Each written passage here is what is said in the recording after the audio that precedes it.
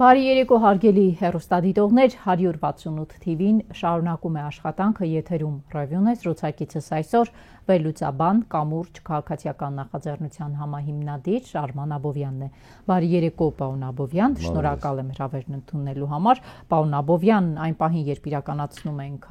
հարցազրույցը, ազգային ժողովում տեղի ունենում խորհրդարանական լսումներ նվիրված Փաշինյանին իմպիչմենտի ենթարկելու հարցին, ազգային ժողովի Հայաստան խմբակցությունից Իշխան Սաղաթելյանը հայտարարեց, որ իրենց խմբակցությունը ստորագրություններով միանում է իմպիչմենտի գործընթացին, այսինքն այս պահին կարող ենք արձանագրել, որ ազգային ժողովի երկու ընդդիմադիր խմբակցություններ, Պատիվ ունեմն ու Հայաստանը,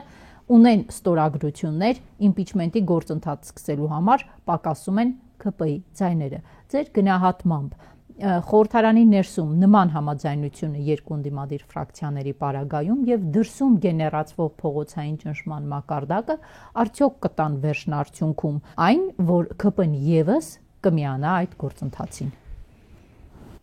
Շնորհակալություն հարցի համար։ Տեսեք, գործընթացը, որը այսօր տեղի ունենում, ազգային ժողովում, որտեղ իդեպ ներկայ է, հենց հատուկ եկա ձեզ հետ զրուցելու, ունի շատ կարևոր մի առանձնահատկություն։ Մինչև մենք հասկանանք ինչա կատարվում, պետք է մեխանիզմը հասկանալ ոնց է, իրավական մեխանիզմը ոնց է։ Սկզբից նախագիծը պետք է մտնի ազգային ժողով, ազգային ժողով նախագիծը մտնելու համար պետք է լինի 36 ձեն, որքանով ես տեղյակ եմ, Հայաստան դաշինքը միանալուց հետո կարծես թե 34 ձայն է։ Այո, եւս երկու քվե պակասում է, ճիշտ եք ասում։ Այո, երկու քվեի դեպքում մտնում է օրինագիծը եւ այո, հետո 54 ձայն պետք է ապահովի։ Ինչպես դա կապահովի եւ ինչպես դա կիրականացվի, այս պահին կդժվարանամ ասեմ, որովհետեւ տեսեք, մեթոդաբանությունը եւ մեխանիզմները մենք հիմա ըստ էության լոկ քաղաքական process-ի մասին չենք խոսում, որովհետեւ քաղաքական process-ը ինքնին արդեն ենթադրում է այն, ինչ մենք այսօր տեսնում ենք, չէ՞։ Տեխնիկական առումով թե ինչպես է դա արվելու եւ ոնց է արվելու, փողոցային ճնշման ձևով կլինի, թե այլ ձևերով կլինի, ինձ համար մի քիչ դժվար է ասել, քանզի ես չեմ հանդիսանում անմիջապես process-ի մասնակից, այսինքն ես չգիտեմ այն մեխանիզմները, որոնք պետք է կիրառվեն, իրականում չգիտեմ։ Մենք կարող ենք շատ բան ենթադրել, կարող ենք շատ բան ծանր ու թեթևանել, բայց այն որ process-ը բացառապես ազգային ժողովում է de facto, իսկ հարակից process-ները պետք է բերեն որոշակի հանգուցալուծման, խոսքը գնում է նույն այդ ձայների նվազագույնը, ապահովմանը, դա ցավոք չգիտեմ, պարզապես չգիտեմ։ Ինչ վերաբերում է փողոցային ճնշումների, այս տարիների ընթացքում բազմաթիվ անգամ փորձեր են եղել փողոցը գեներացնել։ Ինչ որ միտեղ ստացվել է փողոցի գեներացումը, ինչ որ միտեղ չի ստացվել, ինչ որ միտեղ փողոցը բավականին լայն էր գեներացվում։ Բայց կոմպլեքսային լուծումը ըստ էության չտրվեց։ Պետք է սա ուղիղ եւ պարզ ասել, որ չտրվեց կոմպլեքսային լուծում։ Այս պարագայում ինչ տարբերակ կընտրի գեներատորը process-ի, Տեսեք, մենք հիմա լոկ տեխնիկական բնույթի զրույց ենք տանում։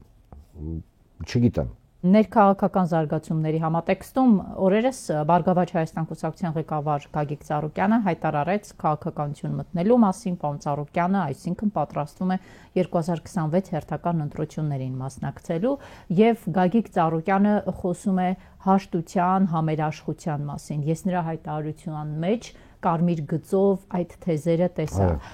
Երբ մենք խոսում ենք ստեղծված իրավիճակում, երբ գործ ունենք մի իշխանության հետ, որը երկիրը տանում է կործանման, ու մյուս կողմից էլ խոսում ենք հաշտության եւ համերաշխության մասին, ինչ է ըստ ձեզ դա նշանակում։ Հանրությունը ինչ հասկանա, որ Գագիկ Ծառուկյանը գալիս է հաշտեցնելու ՔՊ-ին հասարակության մյուս հատվածների հետ, թե գալիս է այլ բան անելու։ Տեսեք, պետք է առաջին հերթին ընդգծել հետևյալը, որ առհասարակ արտահայտությունը քաղաքականությունից դուրս գալու քաղաքականություն վերադառնալ, այս պարագայում կարծում եմ այդքան էլ ճիշտ չէ, որովհետև լինելով կուսակցության ղեկավար ամբողջ համակարգի, պարոն Ծառուկյանը երբեք հայտարարություն չի արել, որ ինքը նույն երբեք ես նկատի ունեմ նվազագույն այս վերջին 18 թվից էսկոմ դե լավ սենց ասեմ, հա, այդ բեկումնային տարուց։ Երբեք հայտարարություն չի եղել, որ օրինակ, չգիտեմ, փակվում է կուսակցությունը կամ ինքը դուրս է գալի քաղաքական գործընթացներից։ Այլ բան, որ հայտարարության ներքո միշտ կարմիր գծով, ինչը ես ձեր տաղավարում բազմաթիվ անգամ հնչեցրել եմ, այն ֆորմատները քաղաքական, որոնք այսօր գործում են, իրենք ըստ էության արդյունավետ չեն։ Ստե խնդիրը կոնկրետ կուսակցության կամ կոնկրետ անձի մասին չի, առհասարակ փիլիսոփայությունը եւ տրամաբանությունը գործընթացների, որոնց մենք ականատես ենք, ինքը թույլ չի տալիս գտնել ելքեր այս իրավիճակից դուրս գալու համար։ Ինչ վերաբերում է հաշտեցման, ինչ վերաբերում է հանրային համերաշխության մասին, ես ուզում եմ անպայման ընդգծել, որ դա չի նշանակում հնազանդություն, որովհետեւ հաճախակի հնազանդությունը, հա, հաճախակի sense հանրային դաշտի համերաշխությունը, այսինքն մարդկանց մեջ, մթնոլորտի մեջ, հա, համերաշխությունը ինքը միգուցե եւ դիտարկվում է որպես հնազանդություն, ոչ մի պարագայում, որովհետեւ յուրաքանչյուր մարդ, ով նվազագույնը սիրում է իր հայրենիքը, առանց տարանջատումների, պետություն, չգիտեմ, 3-րդ հանրապետություն, 4-րդ հանրապետություն, 169-րդ հանրապետություն, տեսեք, չասեցի 167, հա, հանրապետություն, ինքը հասկանում է, որ այսօր մենք եկել ենք մի հանգրվանի, որ իմ խորին համոզմամբ չկա մեկ քաղաքական ուժ կամ մեկ քաղաքական միավոր, որը կկարողանա նվազագույնը կոնսոլիդացնել հասարակությունը, որովհետև այո, հատուկ Հայաստանում գեներացվում է, ընդ որում ոչ միայն 2018 թվականից ի վեր, այլ գեներացվում է, կհիշեք, հիմնական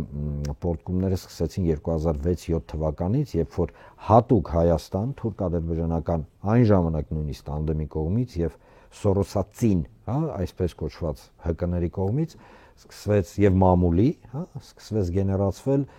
հանրային անհանդուրժողականություն, այսինքն հակառակ process, Ղարաբաղցի հայաստանցի, սև սպիտակ, տարբեր օրինակներ կարամ, նախկին դեպի 18-ից հետո սկսեցին նախկիններքը, բայց ինքը այդ շատ ճիշտ եք ասում, այդ տրամաբանության մեջ էր։ Եվ այս պարագայում մենք գալիս ենք մի հին հռոմեական, հա, ասացվածքի, որը կարծես թե շատ ծեծված է, բայց ինքը ամենացայտունն է ցույց տալիս իրավիճակի, ասենց ասենք, խորությունը, վատ իմաստով։ Դա բաժանիր, որ տիրես։ Հիմա մեզ բաժանել են ու մեզ տիրում են։ Ընդ որում, երբ որ խոսքը գնում է հանրային համերաշխության մասին, իմ խորին համոզմամբ հանրային համերաշխություն արտահայտությունը չպետք է դասական առումով քաղաքականացվի, ինչպես ինքը քաղաքականացվում էր նախկինում։ Ես հիմա բնավ նպատակ չունեմ լղոզել ձեր հարցադրումը շատ պարզ պատճառով, բազմաթիվ անգամ ձեզ մոտ եկել եմ, համարում եմ ձեր լրատվամիջոցը եւ ձեր տաղավարը անկեղծներից մեկը, եթե ոչ ամենաանկեղծ։ Եվ սա հաճախոսություն չի, եւ ես ուղիղ խոսացող մարդ եմ, եւ այո, ուղիղ եմ ասում։ Պարոն Ծառուկյանը ըստ էության իր հայտարարությամբ արտահայտում այն խորքային խնդրի լուծման գործընթացը, որը մենք պետք է ստանանք, եթե չլինի հանրային համերաշխություն, նվազագույնը գոնե մի քանի հարցի շուրջ։ Օրինակ, նկատել եք, որ քաղաքական դաշտում թե իշխանամետ, թե ընդդիմադիր, չեմ ասի զանգված մի քիչ վատ բառ է, էլի, մասաները հիմնականում արտահայտում են ցանկություն առանց որոշումներ տալու կամ քննադատում են առանց այլընտրանք ներկայացնելու։ Այլընտրանք չկա։ Սարսափելի է, որովհետև մենք կարող ենք սիրել, չսիրել, դու գիտեք իմ վերաբերմունքը էս իշխանությանը։ Բայց եթե դու բան ես ասում, չէ, դու պետք է այլընտրանք ասես, որովհետև այլընտրանքը համերաշխությունն է լինելու։ Այլընտրանքը այն կոնկրետ հարցերի լուծման այլընտրանքային տեսլականն է, որը այսօր ցավոք հանրությունը չի ստանում։ Օրինակ, ես այս տաղավարում 1500 անգամ ասել եմ, ախպեր, թուրքերի, ադրբեջանցիների հետ այս ֆորմատով բանակցել չի կարելի։ Ուղղակի չի կարելի։ Դնում եմ անձերը մի կողմ, չի կարելի։ Առաջարկած այլընտրանքը ո՞րն է։ Ինչպես է կարելի։ Հիմա հարց է ծագում, չէ, հանրությունը հարց է տալիս։ Ասում է՝ մի րոպե, բանակցություն լինելու է Թուրքիայի Ադրբեջանի հետ, բանակցելու է կամ իշխանությունը հայտարարում ասում է ես հանում եմ միջազգային օրակարգից Արցախի հարցը։ Մենք գժված ասում ենք այն գերես ինչ ես անում ու հարց հացակում։ Դե լավ, եթե իշխանությունը հանում է Արցախի հիմնահարցը Գագիկ Ծառուկյանը եկավ ինչ անում, մտցնում է։ Խնդիրը նրանումն է, որ բոլոր խնդիրների լուծումները իրենք պետք է բխեն մարդկանցից, այսինքն հասարակությունից։ Եվ որպես օրինակ, երբ որ բերեցի, ոնց ես վերադարձնում Արցախի հիմնախնդիրը միջազգային օրակարգ, ոնց։ Եթե դու ասում ես, ահա Արցախի խնդիրը միջազգային օրակարգում է, ինչպես ես դու դա իրականացնելու։ Երրորդը, այսօր օրինակ բավականին ակտիվ քննարկվում է սոցիալական խայտառակ իրավիճակը, չէ՞։ Խայտառակ իրավիճակը։ Հիմա դու ոնց ես լուծումը տալու այդ սոցիալական հարցերի լուծմանը, որոնք ընդգծեմ ոչ պակաս կարևոր են հասարակ մարդու համար, քան գլոբալ process-ները, որովհետև մարդ գլոբալ process-ները լսում է, բայց կնայեք, երբ որ տրանսպորտը թանկանում, երբ որ մտնում ես խանութ, մազերդ բիզ-բիզ է կայնում գներից, երբ որ մենք տեսնում ենք ինչ որ անհասկանալի սենց ջղաձգումներ իշխանության կողմից, ԵԱՏՄ, չգիտեմ ինչ եւ այլն, չէ, հարցեր կա, իրենք այն հարցերն են, որոնք կենցաղի վրա են ազդում, մարդու ապրելու վրա։ Եվ այս պարագայում ինչ պետք է արվի։ Այո, պետք է լինեն առողջ, հասկանալի եւ ամենակարևորը իրագործելի, այսինքն իրատեսական առաջարկներ եւ իրատեսական նախագծեր, ընդ որում չես կարա տարանջատես օրինակ լոկ չոր քաղաքական գործընթացը սոցիալական կամ տնտեսական գործընթացից փոխկապակցված են եւ այդ պարագայում հիշեցնեմ ձեզ, որ մեկնարկ է տրված առաջարկ Հայաստանին process-ին, ինչ է իրանից ներկայացնում առաջարկ Հայաստանը, որովհետեւ երբ որ մենք ցիտում ենք պարոն Ծառուկյանի առաջին նախադասությունը, որ այո, ու ես միանշանակ համաձայն եմ ու համոզված եմ մարդիկ էլ են համաձայն, ատելության մթնոլորտի մեջ, երբ որ իրար փոր են թափում, հնարավոր չի հասնել ինչ որ մի գործընթացի դրական հանգուցալուծմանը։ Գալիս է երկրորդը, առաջարկ Հայաստանի, ինչ է ընդհանրում առաջարկ Հայաստանի։ Յուրաքանչյուր հայ մարդ, ով մտահոգված է, նվազագույնը Հայաստանի հայերի եւ աշխարհասփյուռ հայերի, բոլորս որ հայ ենք, հա, որ մենք մտահոգված ենք ինչ է լինելու մեր երկրի հետ, ուր ենք մենք գնում, ինչպես կանգնացնենք այս process-ը, կարող են ներգրավել այս process-ի մեջ։ Հիմա դուք խոսում եք Հայաստանի սպառնացող վտանգների մասին եւ ասում եք, որ Հայաստանի անվտանգային վիճակը լավ վիճակում չէ։ Այս համատեքստում մի հարց եմ ուզում տալ։ Նախ, երեք կառավարությունը հաստատեց եւ ազգային ժողովը ուղարկեց 2026 թվականի բյուջեի նախագիծը, պարոն Աբովյան 2026 թվականի բյուջեում Պաշտպանությանը ուղղված ծախսերը նվազել են 15.2%-ով, փոխարենը Ադրբեջանը իր պաշտպանական ծախսերը հասցրել է արդեն 5 միլիարդի 4.4%-ով ավելացրել է, այո։ Եվ այս համատեքստում ուզում եմ հիշեցնել նաև մեր հեռուստադիտողին, որ Ալիևը 3 ՄԱԿ-ի ամբիոնից ելույթ է ունենում եւ Թրամփի ուղին անվանում է Զանգեզուրի միջանցք, ասում է, որ Թրամփի ուղին Զանգեզուրի միջանցքով կխթանի տարածաշրջանի կապերը, անխոչնդոտ հասանելիություն կապահովի, անխոչնդոտ բառն էլ շեշտում է։ Ինչ ունենք Հայաստանի շուրջ։ Տեսեք, վերադառնալով ձեր նախորդ հարցին, չէ, օրինակ բյուջեի, ռազմական բյուջեի հետ կապված։ Սկզբից քաղաքական կոմպոնենտը նայենք։ Ադրբեջանը ու գիտեք, մենք թիթեռի հիշողություն չունենք, հիշենք ինչ է Ադրբեջանը մեզանից պահանջում, հա։ Ինքը ասում է դու պետքա ապա ռազմականացվես։ Պետքա զինաթափվես։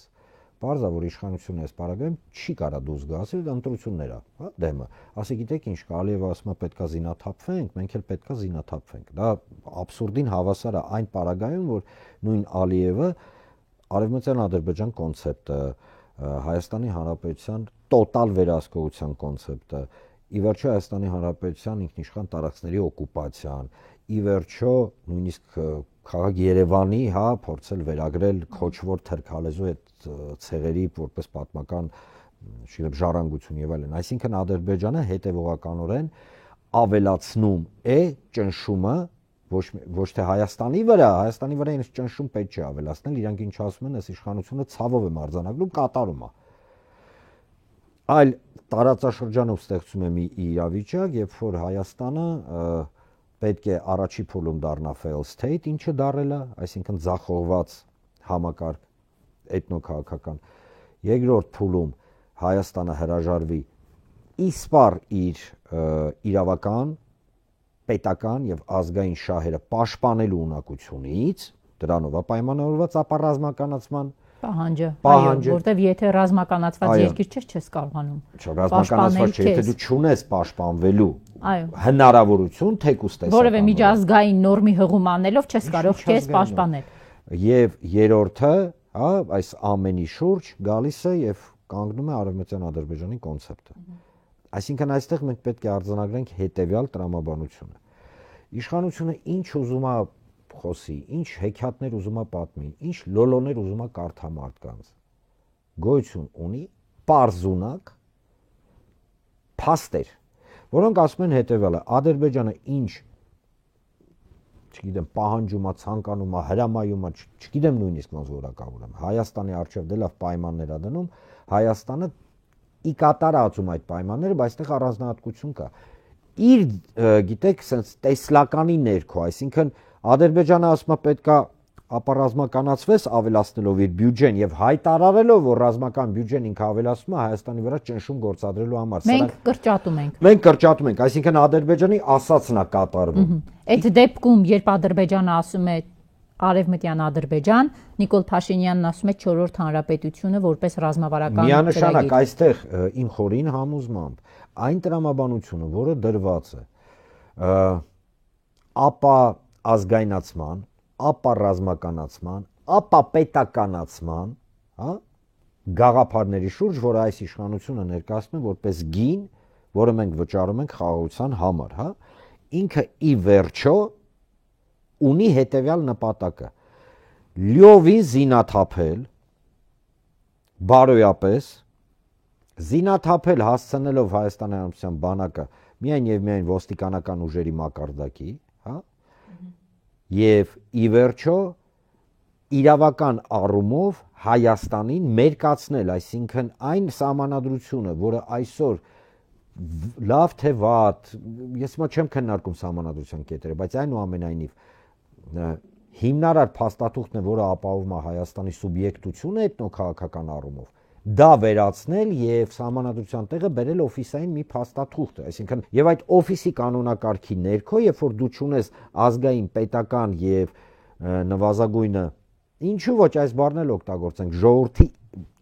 իրական իղձեր իրականացնող փաստաթուղթ, ժողովրդը մենակ հիմա չէր, 10 տարի առաջ էր, 100, 1000, 3000 տարի առաջ ժողովուրդներ, չէ՞, մարդիկ։ Ապա այս պարագայում դու նախապատրաստում ես մի իրավիճակ, որի պայմաններում այսպես կոչված 4-րդ հանրապետությունը հավասար է Արևմտյան Ադրբեջանին։ Հայաստանի Հանրապետությունը ներկայացնող Նիկոլ Փաշինյանը մեկ անգամ չէ որ ասել է, երբ դուք խոսում եք այդ Ադրբեջանի օկուպացրած տարածքների մասին, ժողովուրդ հիշեք, մենք էլ մեր վերահսկողության տակ ունենք ադրբեջանական տարածքներ։ Ադրբեջանը ինչ տարածք, որ օկուպացրել է, այնտեղ իրականացնում է ամրաշինական աշխատանքներ եւ դուրս գալու մտադրություն անգամ չունի։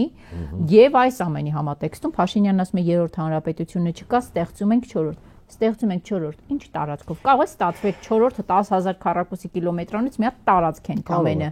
Կարող է հաշվի առնելով Բաթումի պայմանագիրը, որը ամենաձեռնտուն էր թուրքերի համար 20-րդ դարասկզբին, որը Կարմիր բանակի, հա, որքան էլ հիմա փնովում է, սրանք փնովում են Խորհրդային Միությունից, հիմա Խորհրդային Միության պաշտպանը չեմ, որովհետև Խորհրդային Միությունը, այո, ռեպրեսիաների էլ է ենթարկել Խորհրդային Միության ժողովուրդներին եւ մեծ մասնավորապես, բայց այնուամենայնիվ Կարմիր բանակը եթե չմտել 9000 անկենսունակ ինչ որ մի տարածք, որը ընդամենը չեմ ասին նույն տասնյակ տարիների ընթացքում 5-7 տարվա ընթացքում բնակեցվում է թրքալեզու քոչվոր ցեղերով ու հաջողություն։ Հիմա սա են մեզ փորձում պարտադրել որպես գին խաղաղության համար։ Տեսեք, ստիպված եմ հիմա տարական մի ճշմարտություն արտահայտել, որը չի արտահայտվում վերջին ժամանակահատվածում, բայց ինքն է հիմքը եւ հեմքը։ Պատերազմները ինչի համար են լինում։ Տարածքի։ Տարածք, ինքնություն, ռեսուրսներ, ճիշտ է։ Այո։ Հիմա երբ որ դու հրաժարվում ես քո ինքնությունից, երբ որ դու ըստ էության քո տարածքը դնում ես կասկածի տակ, անունը դնելու շ ալմա, քարտեզներ, ինչ եք խոսում, Գիտեք ինչի համար եմ այսպես հեգնանքով ասում, որովհետև այդ process-ը ռելևանտ է, այսինքն աշխատող միայն այն պարագայում, եթե հակառակ կողմն էլ նույնի վրա հենվում։ Չէ, նույնի վրա չի հենվում։ Փաստորեն ստացվում է, որ մենք հենվում ենք մեր պատրանքների, նվազագույնը մարդկանց մասին է խոսքը գնում, ոչ թե իշխանություն ընդդիմություն, պատրանքների վրա ենք հենվում, որ էսի տալով մենք կստանանք խաղաղություն, բայց իրանք մոռանում են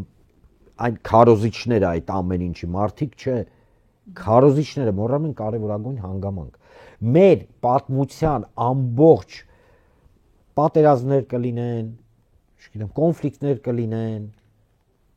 այլ կայսրությունների կազմում կլինենք մենք։ Մեր ամբողջ կռիվը, պայքարը նա էր, որ մենք մեր ինքնությունը պաշտպանենք։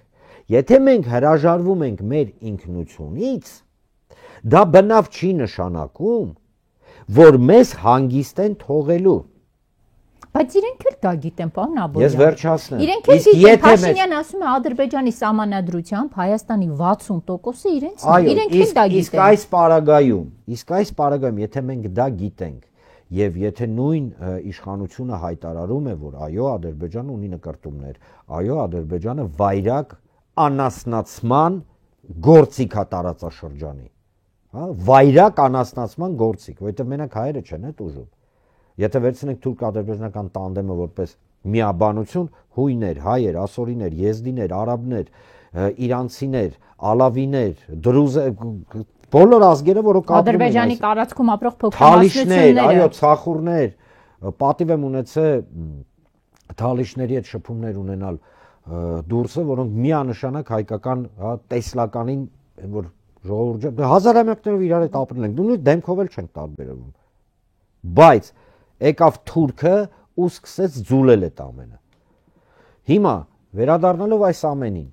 մենք ունենք մի իրավիճակ։ Մեզ ասում են, չէ, իշխանությունը ասում է հետևյալը։ Ասում է ժողովուրդ ջան, ուղիղ չի ասում։ Ժողովրդական լեզվով ասած կտեր է տալի։ Այդ կտերը հետևյալն են։ Լավ ապրելը, այսինքն քո ինքնության պաշտպանման, այսինքն քո պատվի, քո արժանապատ, այսա մենք դրա մասին էլ կխոսենք, որ շատ կիրառական բաներ են, պատիվ արժանապատվություն եւ նվազագույն ինքնահարգան, կիրառական են։ Անպայման մենք պետք է այս հարցին անդրադառնանք։ Երբ որ քեզ ասում են, այդ ամեն ինչից զրկվում ես, փոխանակում ես կերի ուտելիքի ու ֆեստիվալի հետ, ու դա է քո երջանկությունը, քեզ ասում են, որ դու աննասուն ես։ Այսինքն Ադրբեջանի կողմից գեներացվող անասնացման գործընթացը տարածաշրջանի թուրք-ադրբեջանական կոնցեպտի ներքո այս իշխանությունը կիրառում է, երբ որ մեզ ասում են ժողովուրդը երջանիկ է, որովհետև կուշտ է, ժողովուրդը երջանիկ է, որովհետև ինքը ուտում խմում ուրախանում է, ընդ որում դա էլ անենգափոխություն, չի կարելի մարդկանց մեղադրել, որոնք օրինակ գնում են համերգ, ֆեստիվալ եւ այլն, որ իրանք օրինակ հայրենասեր չեն։ Այդ մարդիկ թիրախավորվում են։ Այո, այդ համերգների ելույթ ունեցողներն են թիրախավորվում։ Տեսեք, որպես կոնցեպտ, երբ որ վերցվում է, իսկ դա իշխանությունն է անում։ Լոկ են տեսլականը, որ մարդ, եթե գնում է համերգի, ինքը ուրեմն համաձայն է, որ Ալիևը դուրս է գալի, մեր շների հետ է համեմատում, որ ինքը համաձայն է, որ 5000 լույս տղեկ իրանց կյանքը դրեցին։ Ինքը համաձայն, ինքը համերաշխ է դրա հետ։ Երբ որ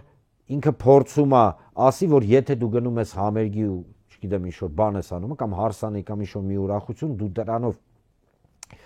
դավաճանում ես կամ միշտ սուք ես փորձում բան անել, դա իշխանության կողմից հատուկ մարդկանց մեջ սա շատ կարևոր հոգեբանական պահ է, միջալոց soft power-ը փափուկ ուժի մեթոդաբանությունից է, ժողովուրդ ջան, բացեք Ֆրոստը, կարդացեք, միանգամից կհասկանաք սրանք ինչ են անում մեր գլխին։ Ֆրոստ, հիշեք, Ֆրոստ կամ փափուկ ուժի տեսություն։ Վիկիպեդիայում խփեք, կարդացեք։ Ինչ է ինքը ասում։ Ինքը ասում է այդ տեսությունը, որ դու վերցնում ես մի հատվածը մարդու վարվելակերպից կամ ապրուստից, դարձնում ես իդիոմա կամ դոգմա, եւ դոգմա դարձրած սկսում ես հрамցնել մարդկանց, այսինքն տես ինչ է ասում։ Ասում է ժողովուրդ ջան, այդ որ դուք ուրախանում եք, ես ուրախանում եմ, որ դուք ուրախանում եք։ Հակառակ կողմ ուզում է, որ դուք տխրեք ու սուքի մեջ ելնեք։ Ինչը սուտ է։ Սուք եւ տխրությունը բերողը իրանք են, բերել են եւ շարունակել են բերել, իսկ գիտեք ինչի համար։ Շատ պարզ պատճառով, երբ որ դու մարդուն իջացնում ես ենթագիտակցությունը ուտել, խմել, մակարդակի ուրախանալ, մարդուն համոզում ես, որ ընկեր դա է կարևորը, չնայած դա, չգիտեմ, շնչելու նման մի բան է, մարդ մի օր կտխնի, մի օր կուրախանա եւ այլն, բայց երբ որ դու դա դարձնում ես կատեգորիա քաղաքական, դու սկսում ես մարդկանց վրա ենթագիտակցության վրա ազդել, այսինքն սրանք ինչ են անում, սրանք անում են հետեւյալը, մարդու ենթագիտակցության մեջ Ժորժ ջան, մեր բոլորիս, ձեր մասնավորապես, փորձում են դնել մի միտք, որ իրանք բերում են ուրախություն, կուշտ փոր, անհոգ կյանք, իսկ հակառակ դաշտում մարդիկ բերում են սուգ ու դեպրեսիա։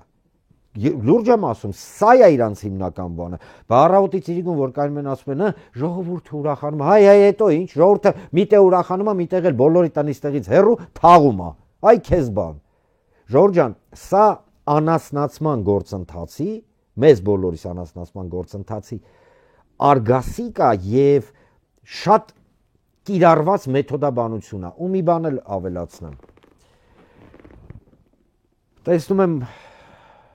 Արարատը սա պատկերված։ Մեր սարն։ Արարատս։ Բա իմն է։ Ու ձերն է, մեր բոլորինս է։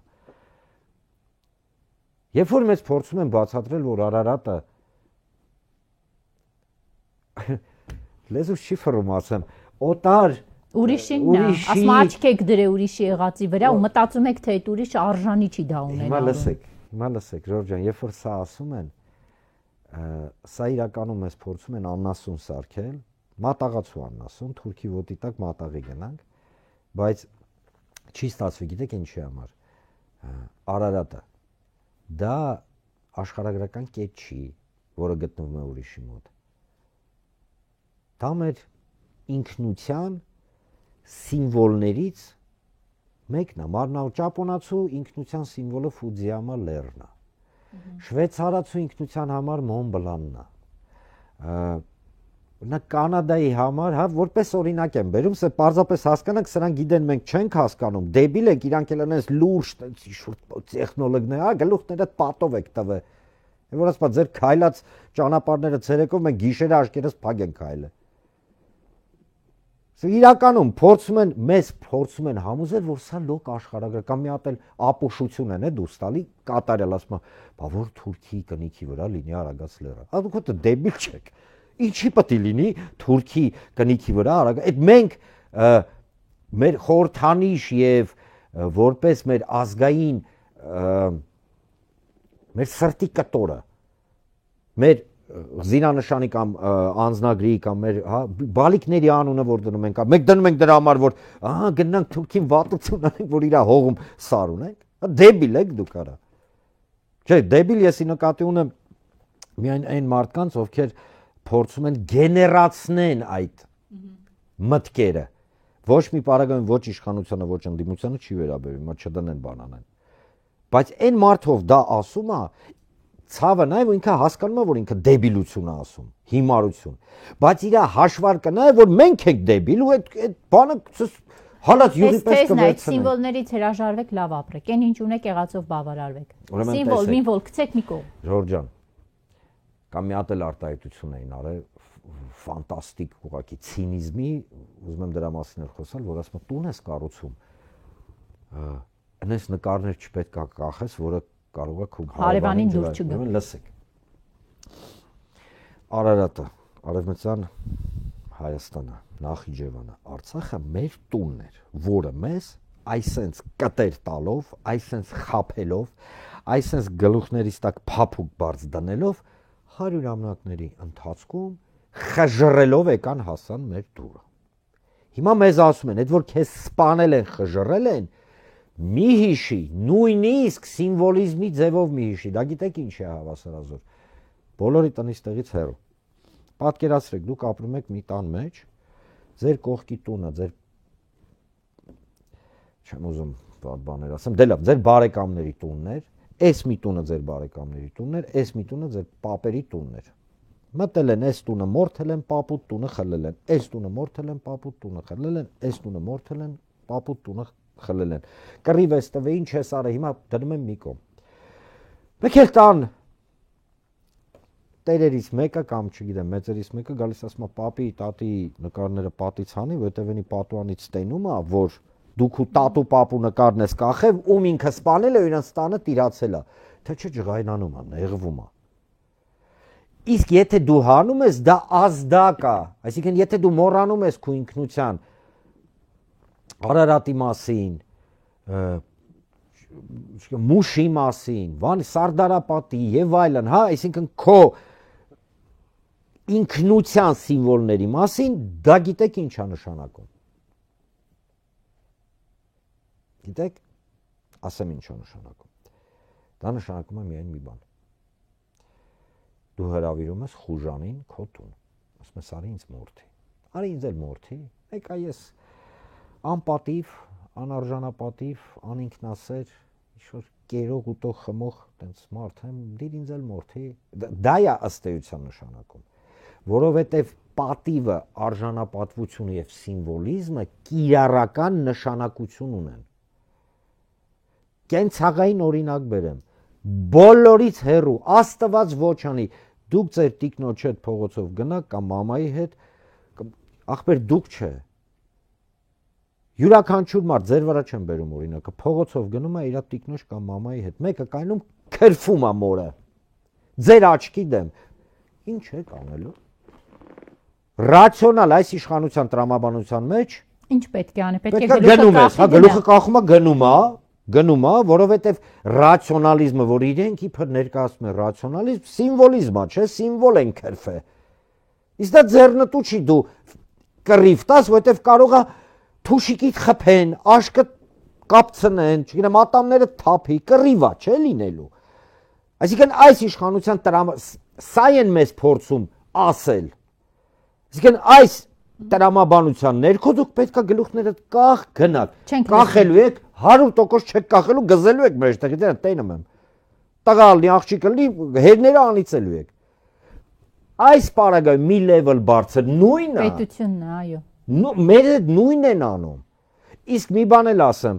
եթե մարդ ձեն չի անում, ինչի համար է մարդ իր պատվի համար կռիվ անում։ Գիտեք, որովհետև եթե ինքը չունի պատիվ, վաղը գալու են տունը խլեն։ Կասեն դե լավ էսի, խոսքի ոչ պատիվ ունի, ոչ բան։ Գնանք տունը ձեռից խլենք, որովհետև ինքը չունի ստիմուլ պայքարի, այդ պարագայում չես պայքարի։ Պատկերացրեցիք այս բարակ 4-րդ հանրապետություն, արատո մի հատ հələ դուք մի հատ այն որ ասում հորով մորով մի հատ դուք ձեր մեջ պարզեք, դուք ինչ եք ուզում, որովհետև այսօր իշխանությունը այնքան է խճճված է իրանց 4-րդ, ինչ որ բան ստեղծելու մարմարջը անընդհատ։ Չէ, դա ստեղծելունը չի։ Բայց քանդողը հանձնողն է ուզում, խոսում ստեղծելու մասին։ Ինչա ստացվում։ Ստացվում է հետևյալը։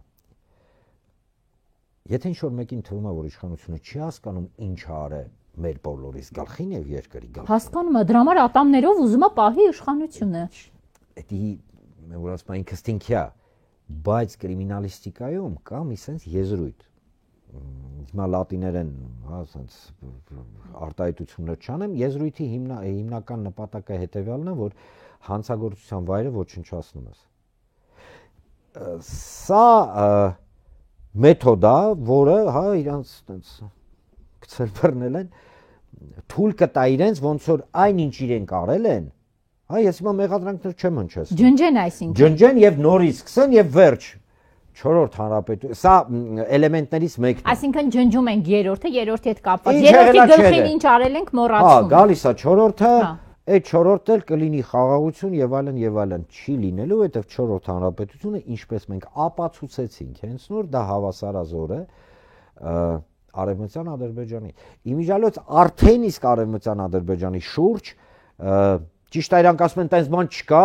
չգիտեմ ինչ, մի հատ դեպուտատ էին բերել ադրբեջանցից տեղ, որ էշեշ դուս էր տալի, մեկը չկար մի հատ ներողություն խոսքով գոնե բենին գարասեր արա վերնգի տեղը դու Հայաստանում ես։ Այդ տղա Վազելով գնացել են բան էին անում, խոսցնում էին բան էին անում, արա ով է էդի։ Եկել է մեր տուն, մտել է մեզի ադրբեջանցին չենք ուշադրություն դարձել, թուրք-ադրբեջանցին եկել է մեր տուն, ասում պետք է սահմանադրություն փոխես։ Արցախի ռազմաքաղաքական վերնախավը անվանում է ռազմական հանցագործ։ Ժողովուրդ ջան։